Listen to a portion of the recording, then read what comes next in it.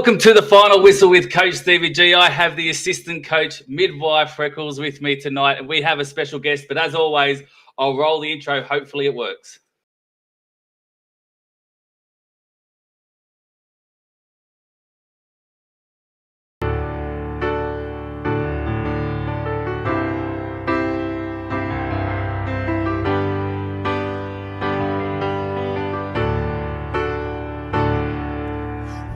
South Sydney since 1908. Saw the Anzacs march when the league was great. We are South Sydney, united we stand. We'll fight to the end, 'cause this is our land.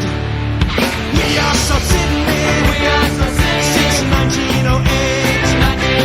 Saw the Anzacs march when the league was great. We are South Sydney, united we stand. We'll fight to the end, to the promised land. Oh, there we go. That's awesome. I like that one. That was something a little bit different, Richard. Yeah, that was great. Well, before I formally introduce you, I've got this little bio that I run through, so just bear with me. Tonight's guest, he bleeds red and green, and he's got the ink to prove it. A die-hard Rabbits tragic, a true believer in the Bunnies bounce back, and a man who reckons the refs are just two blokes named Nev doing their best to ruin his weekend. But don't let the sideline spray fool you. Off the field, he's a selfless SES legend, a community man through and through, and one of Greater Western Sydney's most connected business networkers. It's time to welcome a passionate, the unpredictable, the voice behind Rabbits to win. It is none other than Mr. Richard Holland. How are you, sir? Oh, very well. What an intro, and so on the mark in so many ways. Well, you, as I know in the business community quite well, you've been introduced at many, many business events, but I bet you haven't had a Rabbit song played like that or an intro in anywhere of that caliber like we just did. I've never heard that before. So there you go. Maybe I should have, and I'm admitting that, and all the rest of the Rabbits people are going, boo, get off. But yeah, that was awesome. That should be our team song. What you should be demanding, Richard, is to not ever present unless there is an intro just like that. Yes, please send it to me. I'll use it at everything. That is the bare minimum. It is actually, I mean, it is a little bit catchy. I did play it through. I did a little bit of digging to find something a bit different. Just before we jumped on live, I said to you that I was trying to dig deep to think of a walkout song because I've already done the original Bunnies theme song. But there you go. I'll send you the link and you can send me the link. Good on you. Hopefully it worked because it hasn't been working for some of the other people that we interviewed. So hopefully it went live as it should. So have you watched any of these? Do you know what you're in for tonight? Have you watched the final whistle? I have doing what I do and getting in, and I literally got in at 5 minutes to and was trying to set up while the stupid computer was updating. So I've never seen one. I've always looked at them and go, oh, I really want to watch those. So anyway, if I can be on one, so now I have to watch them from now on. So you've got absolutely no idea what you're in for. No idea. We'll strap in because it's going to be a bit of fun. In about 15 minutes, you'll be asked to do a song and dance. So just a little bit of cool. So have a bit of a think about what you might like to sing. Yeah, a bit of role play. It always doesn't go astray. When I stand up, that's going to be an uncomfortable view for everyone else. You too. Yeah, I haven't got pants on either. Is that what you're referring to? No, I'm in full battle dress, but it just still won't be pretty. I was going to say you are very, very much dressed up for the occasion. Is that just especially for us? Yeah, I literally got off the train, did the shopping, got in the house, got the computer going, didn't have time to even put my jersey on. So this is it. This is the daytime. I got dispensed with the jacket at least. So very good. So what last weekend? Did you get up to anything? Did you go anywhere for the long weekend? I went and froze my buns off playing golf at Camden Lakeside on Sunday in the wind. The Fiddler Group?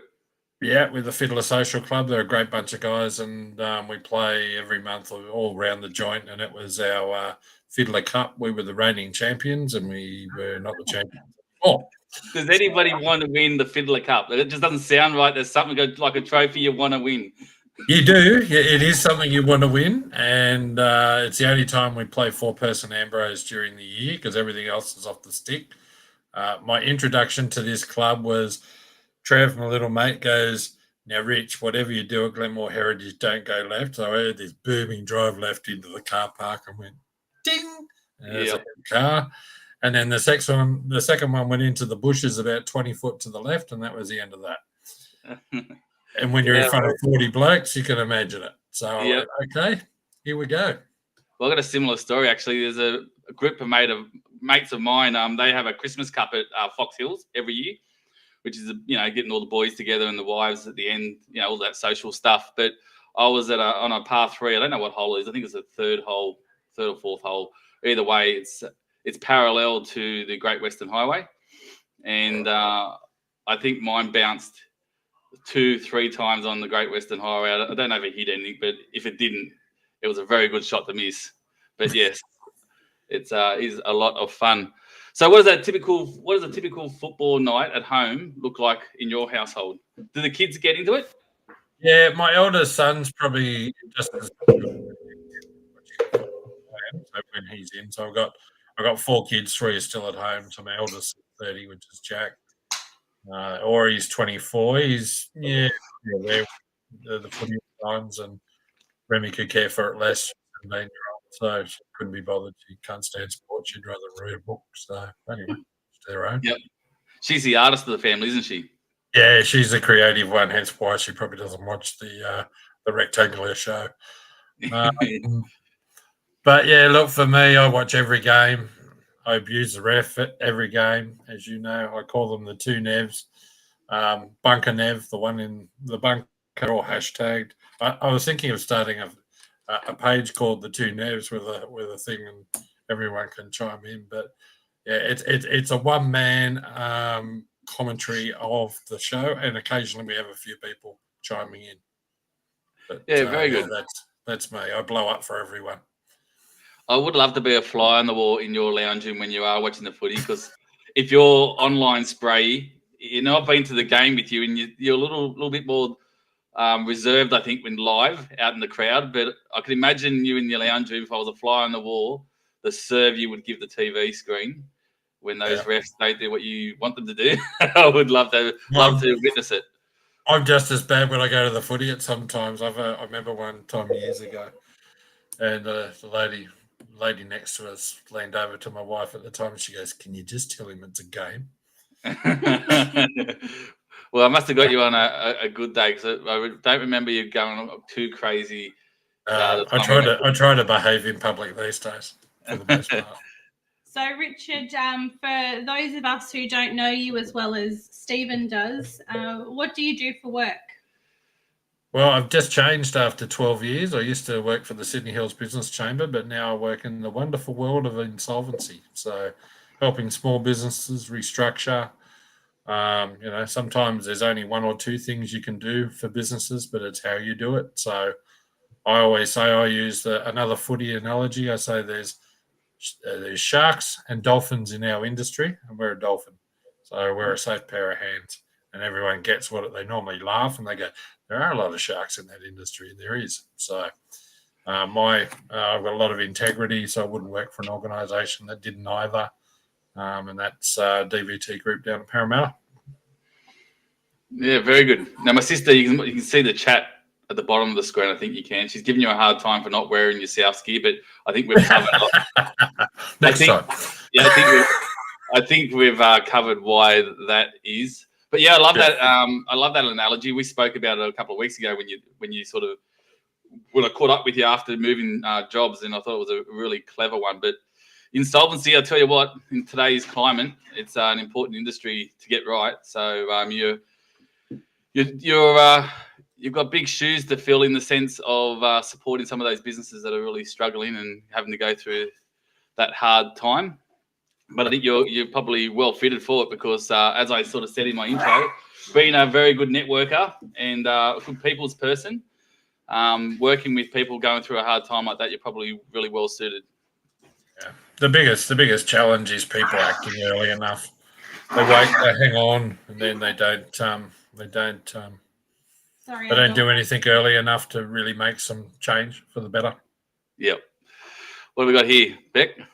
What's something most people in the comp would be surprised to know about you? Oh, there's lots of things there. Which one do I pick out of the genie bottle?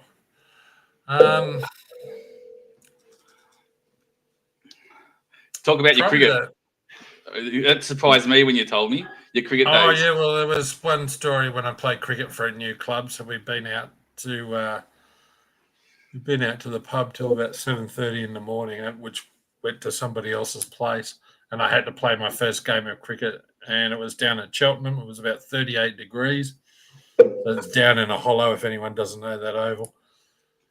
And it was about like 90% humidity. And the captain won the toss and said, "We're bowling." He said, "You're an opening bowler, aren't you?" I went, "No." So he threw me the ball.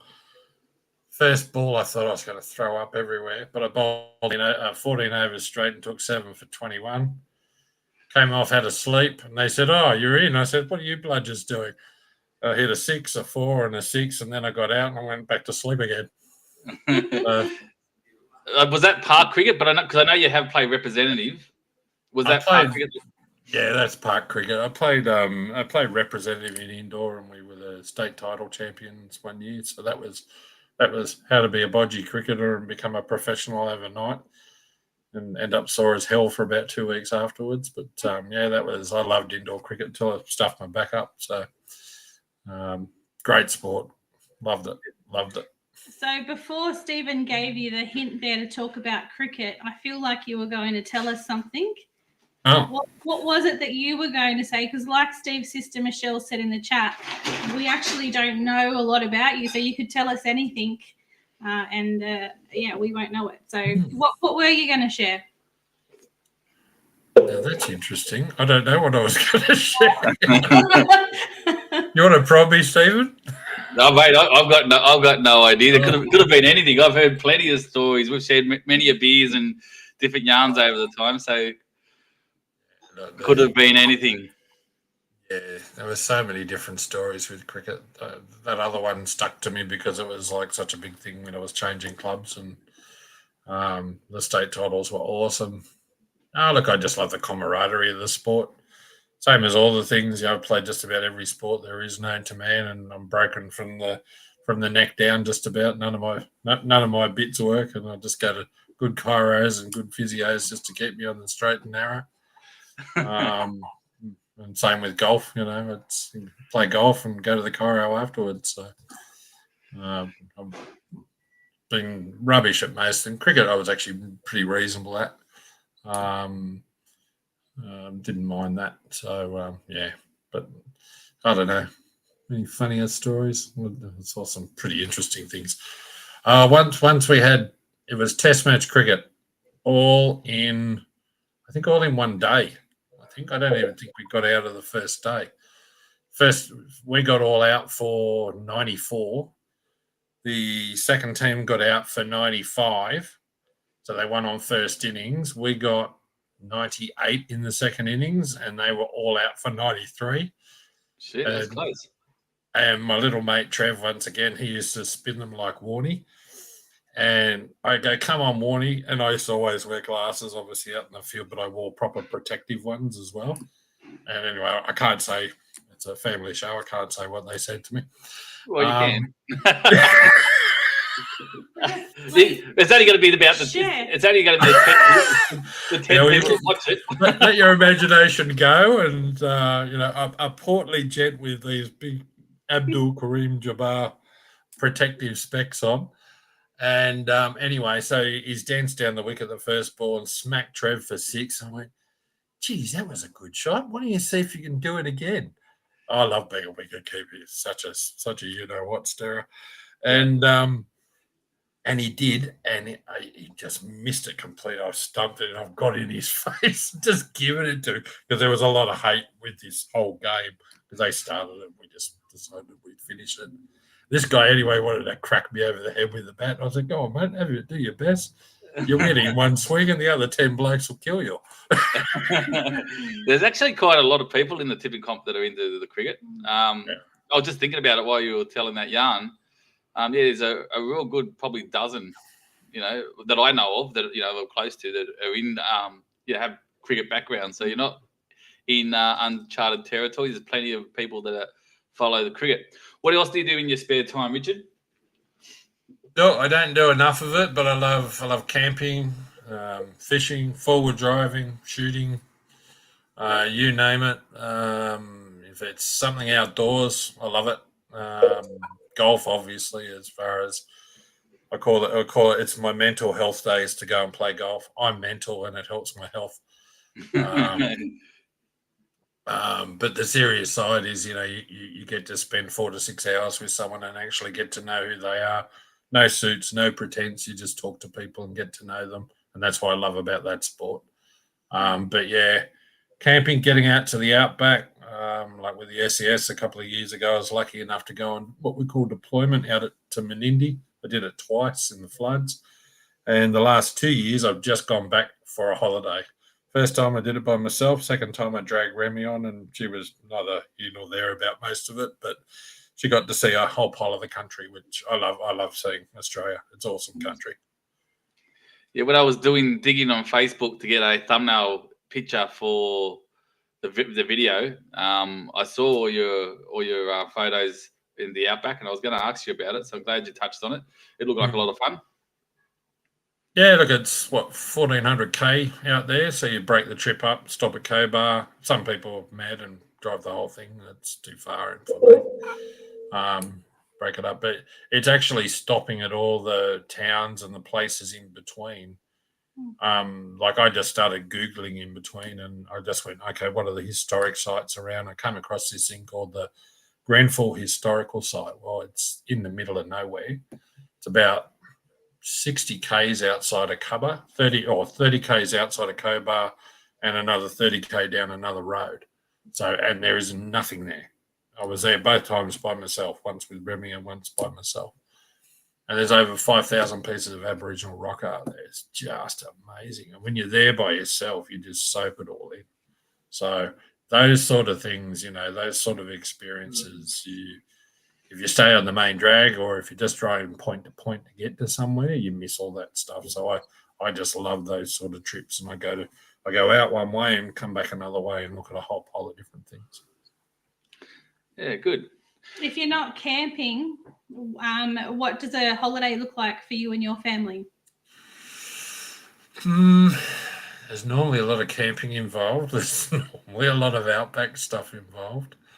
Yeah, that's a good question. We haven't done much outside that sort of stuff. Is it camping in a tent or a camper trailer or? Yeah, no. Probably the toughest one we had was at Safala in July or June. It was a long weekend. It was probably about it was before COVID, I think, the first time, or it was in between. Could have been when it was in between, and we were allowed to go out again. So we all went, yep, let's go. So we had -2, -3, and -5. So I went to bed at 10 o'clock, and there was like probably 2 centimetre long icicles, all a centimetre apart. Well, I said, well, no point trying to shut the windows. We're stuffed already. So I just opened everything up, tried to hang the little moisture cloths all around, great big tarp all over us. We still woke up drenched. So, wow. Yeah, wow. That was cold. I couldn't even move the car because we were in a gully behind a hill. I couldn't even move the car, even though all the brakes were off. Everything had just seized up and frozen in between them, and I couldn't even move the car till 11 o'clock. Jeez. In the morning. So that was pretty cold. So. Rightio. I don't think that we'll be going. No. Come on, where's your spirit? Yeah. In July, it'd be beautiful this year. I don't mind camping. Don't get me wrong. I actually quite enjoy it, but that might be a little bit too extreme for me. We've had some interesting camping stories, and we're talking caravan park type of camping, not outback camping. And we ended up buying ourselves a caravan because I said we'd never go on camping with a tent again. Never again. So we got ourselves a caravan. So now we do the caravanning, it's been a lot of fun, and we look forward to it. We look forward to caravanning now. So many good spots to go, and whether you go inland or you go by the coast, We used to, I mean, I do it for many years fishing with my brother and that, but going up to Hat Head and camping in the national park there, sometimes out of school holiday time, because otherwise it's a bit of a rat's nest. But, if you get your right weekend or your right week, you can nearly have the whole place to yourself. And it's just like this little oasis. It's just beautiful. Yeah, we typically would go north with the caravan, but the last time we went south, and we go north for obvious reasons, as you know. I grew up on the north coast, but we went south, and I was so surprised on how nice it was down south, and it reminded me a lot of the north coast 10, 15, 20 years ago, because south seems like down south hasn't caught up, I don't think, to the touristy sort of holiday house people buying bits and pieces on the coastline, and where it becomes a bit more populated. It just seems like it's a little bit more quieter down the south coast, and I really enjoyed the last trip we went. So we'll probably head south more than we do north while we're caravanning, I think. Yeah, look, there's a state. I think probably one of the best trips I ever did years ago. That's when you could just rock up at places and you didn't have to book and all the rest of it. Just did a trip through Outback, or not Outback, but sort of Western Slope sort of part area, down through Victoria, through Echuca and all those sort of spots, down to the promontory, Wilson's Promontory, and then all the way back up the coast, Phillip Island, blah, blah, blah. And we did it over 3 weeks, and no particular day did we drive more than 200-300K. And it was awesome. And you just went, oh, yeah, this town looks nice. Let's stop here.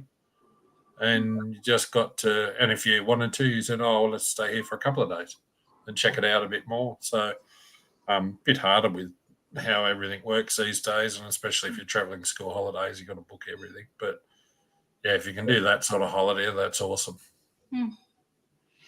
Well, changing the mood slightly. Beck, do you want to ask that next one? I can, Stephen. Sure.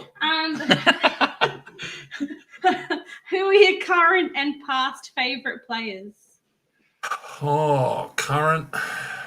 Oh, look, if I look at our team, I'd probably say the style of football he's playing it at the moment, Keon Kalamatangi, would have to be my favourite player as far as just what he's doing as a front rower at the moment. And he's found his position, so that's awesome. Again, sticking with our team, if I went to past, you can't go much, even though he came from Melbourne. GI was just superb. He scored in the corner. I was lucky enough to get grand final tickets on the day, if you could believe it, in a reserve, right in that corner where he scored. Wow. That's when he did the Goanna. Cool. Mm-hmm. Yep. I went nuts. So you were the guy that jumped the fence. That was you, was it? I've been to a lot of rugby league games, and I've never heard that sound except when I've been to an AFL game in Victoria. The noise those people made was, good. So would that be your best footy memory as a fan, or have you got something else? No, that tops the pops. It's we were meant to be, funny story, we were meant to be having all of my wife's family over for lunch. I had everything going and whatever, and her twin sister called me up at 1 o'clock on the day and said, oh, 2 of our mates can't go. They're 2A reserve tickets. And I looked at my wife and said, oh, well, I can't. I've got all your family coming over. She went, well, go, you idiot. And I went, bye. Or you want to come? Quick, Greg, you have no stuff already. Wow. Waiting for a change of decision. We were out of there. We were gone in 5 minutes. What an experience. It was, the whole thing just played into this orchestra of just an unreal day. And if, so many teams get to grand finals and they don't win, as we know. We've all been there many times. And to be there when your team wins, and in that circumstance, was nuts. Yeah, I can't say I know what that feels like, Richard, but thanks for sharing that with us. I do remember going, because once upon a time when I was a lad, we used to go to every grand final, sit on the hill, didn't matter who was playing. So I was there in the early 80s where Parramatta won 2 in a row and Canterbury won. And, and we just did that every year. It was just a lark, because you could turn up in the old days on grand final day and get a ticket. Yeah, wow. it was crazy, and people used to just camp overnight, get plastered in Moore Park, go into the grand final. It was a circus. Like there was, it was a very different world. No Facebook, no phones, no one to dob you in. It was great. Yes. What's the biggest heartbreak as a fan? That pass from Cody that Crichton got in the grand final, that was tough because we were finishing like a freight train in that game. Like they had the wood on us for probably, I'd say, 62, 63 minutes. And then we were coming. They were out of gas. And we were coming. If that pass sticks, AJ scores in the corner, game over, we win the game. But Critter snatches it. He's an incredible player. You only got to look what he's done with Canterbury. If you look at other teams, and even though he's a completely different team, you can only admire what he's done over at that team. He's just incredible. Yeah, I can't remember the pass, but I do remember the game. But I can. The pass. the TV can, with all the dents from the cans. I bet. Well, I'm not going to play the video, or should I? Yeah, actually, you know what? I will play it because, like I said to you before, I am going through the help desk to try to fix how these videos aren't playing. So if I keep playing it, at least then I know that they can check it out. So which one is it? Footy Talk. We should have done that one. Let's just do this one.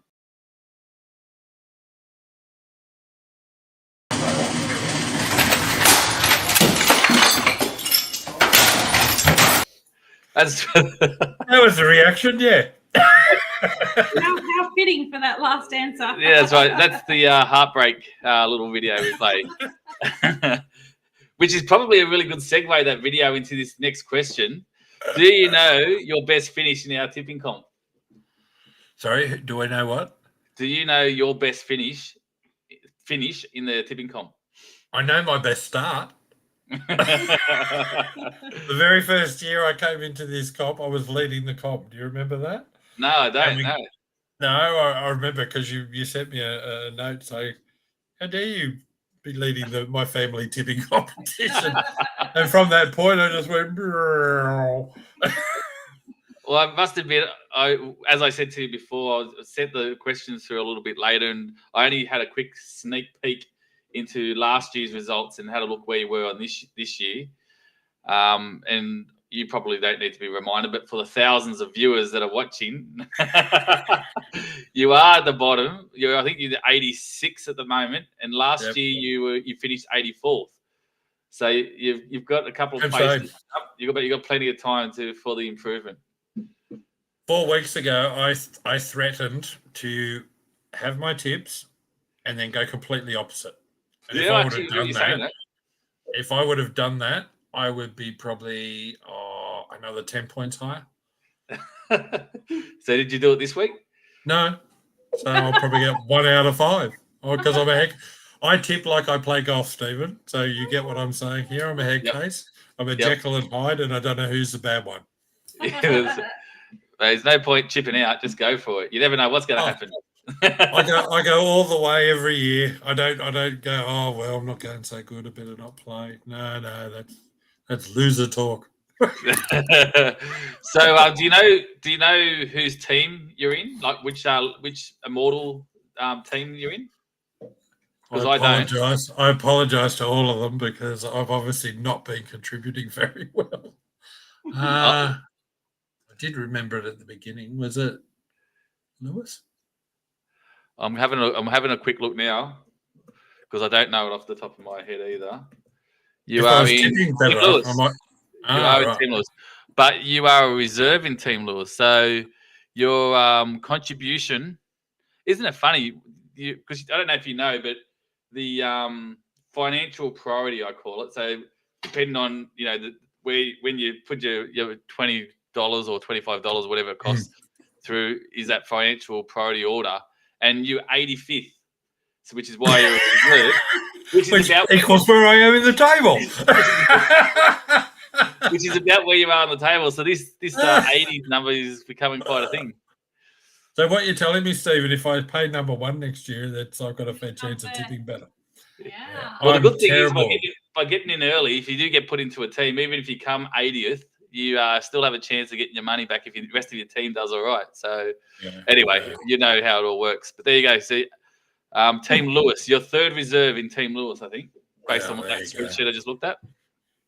So all right, my tips affecting them, or no, not as a reserve yet. Not yet. oh, good. Not yet. Yeah. The way we've got it this time around, it's there won't be many reserves that probably join because it's only when you don't tip. And anyway, we don't need to go into the rules. Right. One person in the comp that you want to beat. Now, you probably don't know too many people across the comp, but if there was even some names that you might see on the ladder, or is there someone in the comp that you know that you want to name and shame? Absolutely, 85 and up. Yeah, the rest of the ladder. No, look, it's a bit like going to the TAB. You just hand your money over at the beginning of the season and go, I'd rather not upset myself. I might get you to do a bit of a recruitment drive next year. Yep. Obviously, because of my role, I don't like using my position and throwing this comp out to the business network because I don't want to be seen, to be biased or using my role in any way I shouldn't. But now that you're not in the chamber either, with your very broad network, throwing out a link or throwing out a shout out to see if we can get some of the business community involved in it would be a good way to go. Then you can do plenty of banner. Actually, Glenn Anthony used to be. This year's the first year he hasn't backed up. Oh, okay. So I thought he was still in it. Right. Well, we'll tell him about that on the weekend. Yeah, when we play golf with them on Sunday, we'll have to just poke him a little bit. And, on the ladder. Where are you on the ladder? And he'll go, what ladder? Yeah, that's right. And we have to get David Ferris as well. Anyway, we've got plenty of them, but I'll get you to do a bit of a recruitment drive for me. Yeah, fair enough. Yeah, I wouldn't have cared before anyway, mate. So, but yeah, absolutely. It's a bit of fun. So you probably won't have anyone that you want to name and shame that has absolutely no chance of winning this comp either. No, probably me, but yeah. Outside of yourself. You did meet my brother, didn't you? Remember we went to the Yes, footy I did. Comp? I did. Yeah. Geez, that was a... Did you say all Phil the Garrard? hallmarks of being a disaster that night. So I went, no, I think I'll renege at this point. I think I'm done. Yep. I'm not even 40 anymore. I'm way too old. So what I heard from that answer was that the person you want to beat that has absolutely no chance is my brother, Phil Garrard. So there we go. We've heard it here first. Richard has named and shamed Phil Garrard as the person that he wants to beat. Where's Phil coming? 7th or something? Oh, mate, my finger got sore from all the scrolling and clicking to try to find him, so I gave up. But he could be anywhere. He could be absolutely anywhere. Oh, well, you've given me a goal for the rest of the season. There you go. He's got a number on his back. So in the comp, I think he's actually called Captain Grumpy. Captain Grumpy. Right. Captain Grumpy. I don't know where he is. I think he is in the middle somewhere. He might. If I was to have a stab at where I think he is, I'd say 40th. 40 to 50. 40 to 50. So that's utopia land, Stephen. He's not too far from it. Yeah, I don't know about that. All right, rapid fire questions. So these aren't typically ever, or they're never ever rapid fire. So take your time on them, but I'll see if I can get this video to work.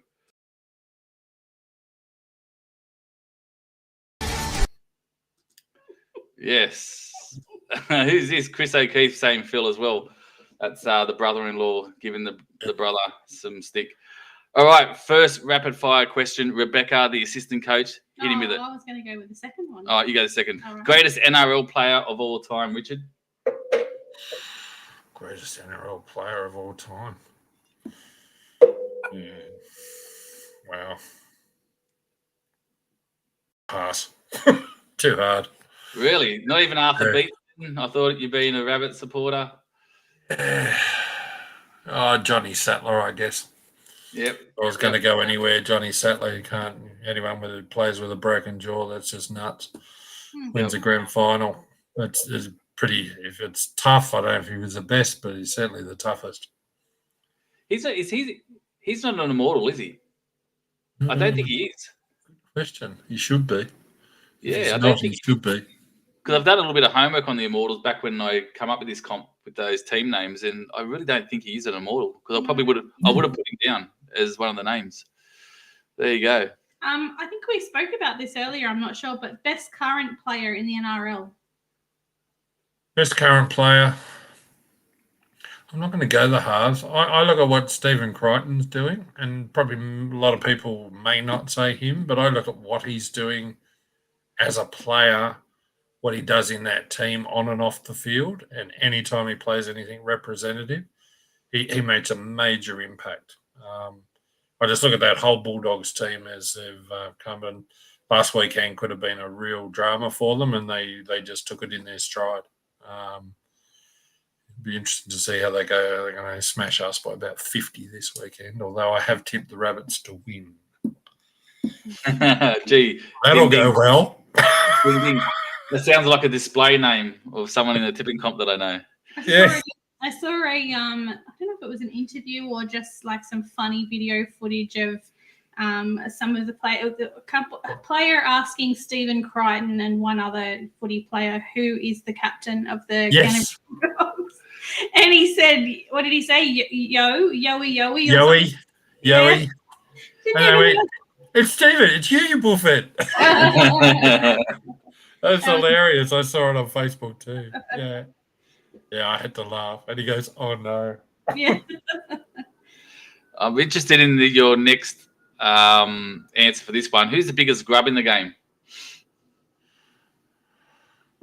Biggest grub? Biggest pest? Yeah, same. Probably Reid Marnie, although he's probably not been as bad as he normally has been this year. Is that a comment? Is that a fair comment? Yeah, I think so. I think he's probably a little bit of job security over the last few months might have pulled him back into the line. But I think after the last little misdemeanor, he might have been pulled aside by the famous Gus Gould. Yeah, certainly earlier in the season, he was right off his. The dog of grace. The dog of grace. Yep. Yeah. The dogs of war. What's one NRL rule you'd change instantly? I'm interested in this one.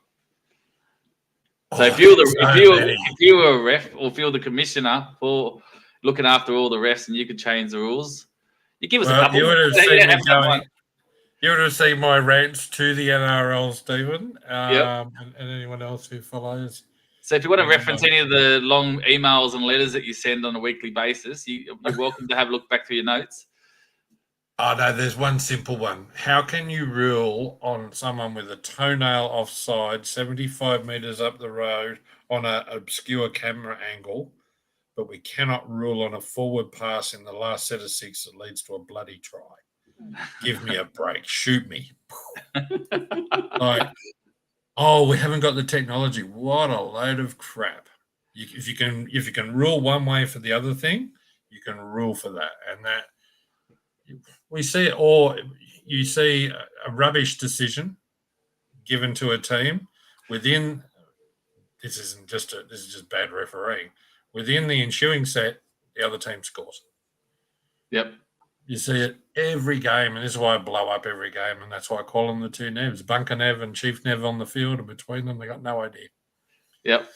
I think they've actually been quite loose on the offsides this year, especially off kicks, because the amount of times that when they go and look at it, or there's been an infringement of some sort, I want them to go back and look at the if they were onside or not, because a lot of the time I've noticed this year, 80%, if I threw a number out there, they're in front of the kicker, and they always tackle them inside the 10, but they just don't seem to be thinking, pulling them up for it anymore. They let them get away with it. And you're 100% right. That one has been major.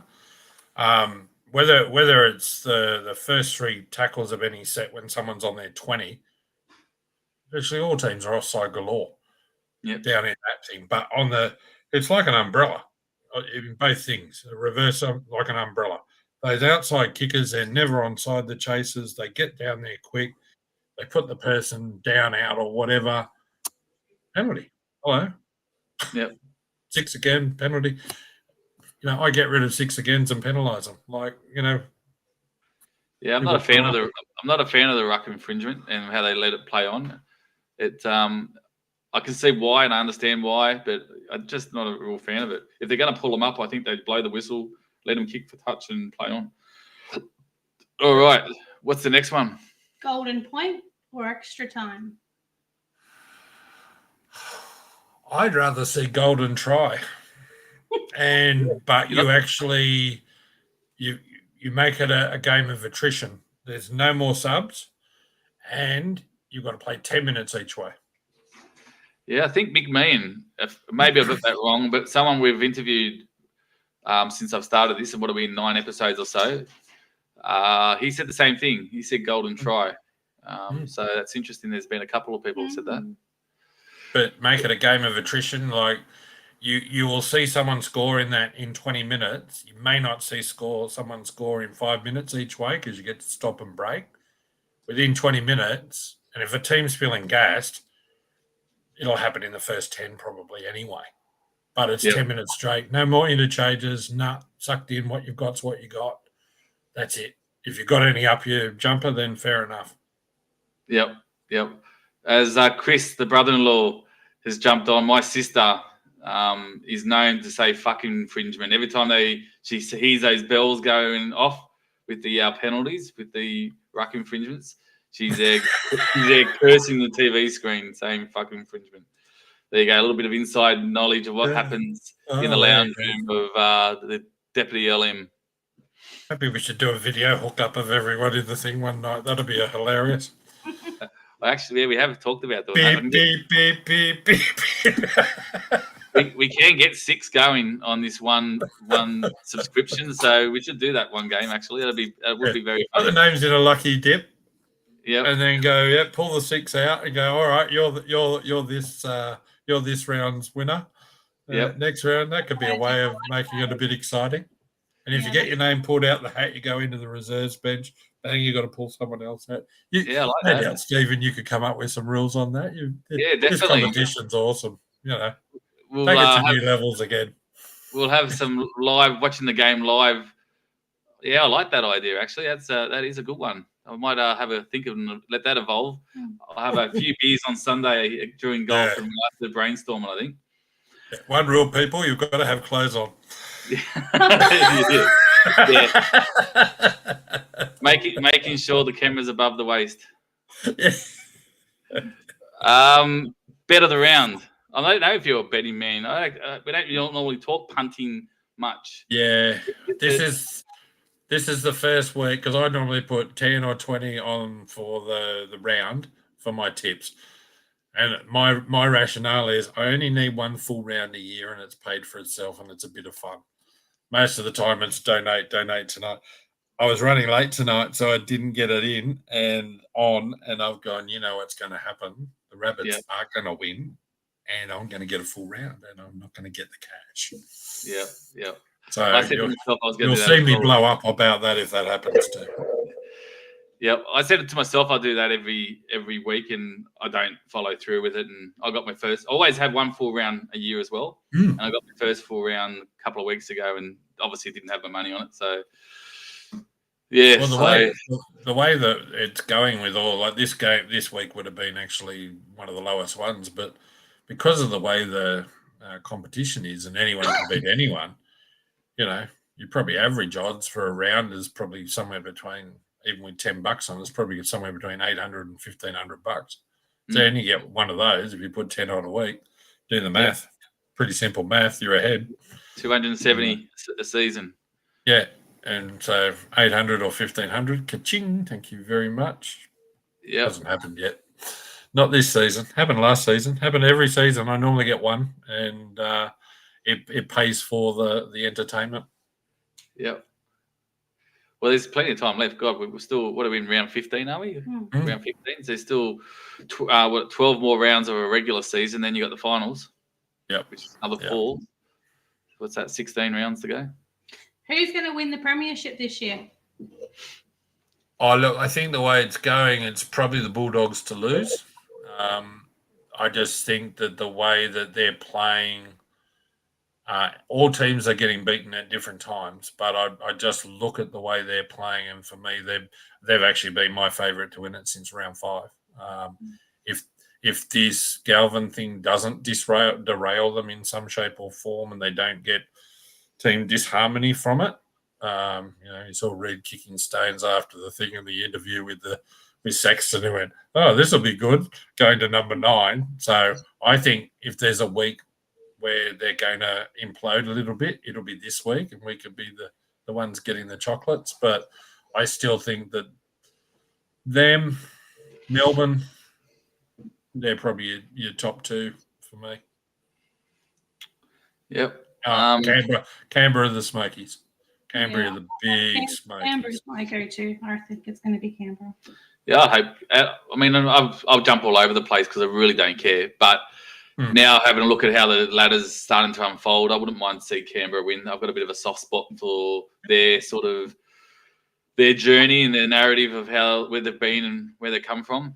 Bulldogs, just because of all the publicity around Gus and Galvin and just all that sort of stuff, I'm probably off on them a little bit. Definitely don't want Melbourne to win it. That'll be the last. I think of Melbourne winning it.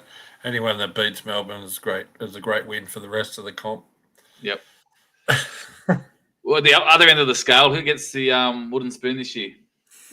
Yeah, you got a feel for Des Hasler, the Titans. It's not looking good for them. I think they're on a hiding to nothing at the moment, and yeah, I don't know what they're not getting the calls. They're not getting anything. They're getting some input at times, and my guess is that they could be red hot favourites at this stage.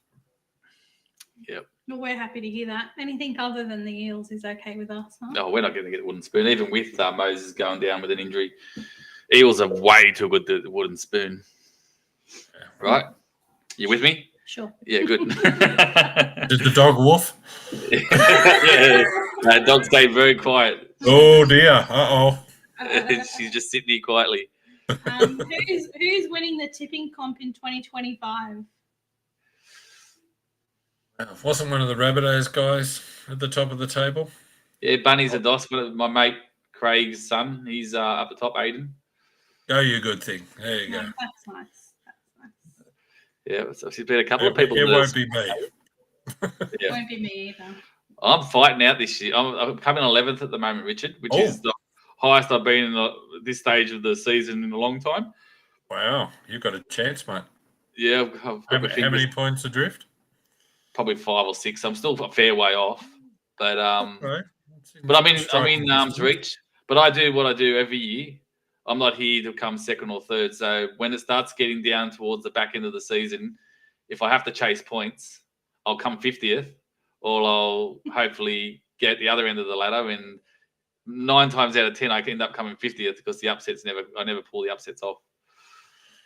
But, yeah, I actually start the season like that. That's why I'm 84th or 85th, whatever the hell I am. And I chase these miracles that might happen, and then when they start happening, I'm on the wrong miracle. So yeah. And then we got our final question just before footy kicks off, which is perfect timing. If you could host a barbecue and invite any 3 people, who would they be? Now, they don't have to be football people, just any 3 people, past, present, or emerging. You can invite to your barbecue. Well, it'll be David Ferris, my dear friend. He's been there for me thick and thin. Glenn Anthony, he's been there thick and thin. And Bill Elmer, same. When all the crap was happening with my marriage and my life some years ago, without those 3 guys around me, goodness knows where I would have been. And I had a lot of people to download through within the chamber, and those 3 guys were rock solid. Yep, know the 3 really, really well. Who's our third person in our group on Sunday at golf? Is it who's? So there's Dave. There's yourself, Dave Ferris, Glenn, and me. Oh, God, I didn't even think you were the 4th, right? Yeah, I'm turning up. I voted you, remember? I was counting. That's a very Holland thing to say, Stephen. You want to be adopted as a Holland? Yeah, I was counting with the wrong amount of fingers. Oh, that's funny. There you go. Yeah, well, I'll be there. what's been cooked on the barbecue? Because You are a bit of a wizard with the tongs. Are you any good in the any No, good on the? I've delegated those duties tonight. We're having a bacon and chicken and cream and blah blah blah dish. I don't know what it is, but Remy's in charge of that, so she's master chef tonight. So it's good having some kids who you go, okay, I know how to cook. Thanks very much. You guys can cook now. Very good. I still do a fair bit of it, but yeah. So chicken surprise. Yeah, it's good to have a bit of help. I don't know what that's like because our kids, well, my two oldest boys, won't be seen. Oh, Jack's not too bad. Yeah, but we're talking about regularly though, right? No, yeah. No. If we could count on one hand, even the way that I count with the people in the golf group, the amount of times our young bloke cooks. But yes, it's good. Get a whiteboard. Get a whiteboard. Put it on the fridge. Nominate a day. That's what I do. I go, I bought all the shit. It's all in the fridge. All you've got to do is pull it out and do something with it. I don't care what you do, but you're cooking. Yeah, Well, that's what I do. I know exactly what they'll do with that whiteboard, and I know what what'll be mapped out, and I know what'll be written on that whiteboard too. Oh yeah, look, you go through all that, but it's a system that works. Trust me. It is. Well, it's been really good to have you on, Richard. I'm glad you were able to jump on, get the update done on your computer, rush home from work and get it all sorted. Hopefully the people in the tipping comp gets to see a little bit of what goes on behind the scenes at the Holland household and got to know you a little bit better, mate. But I really appreciate your time. No worries. Thanks for having me on, and can't wait for the video rounds. I'll be there. Yeah, that's right. And I'll see you on Sunday, fresh and early in the morning. Yes, yeah, I will do that. Look forward to it, sir. Thank you for having me on. And as I always say, keep your tips smart, your banner sharp, and remember, it's all fun and games until the final whistle. She loves it when I do that.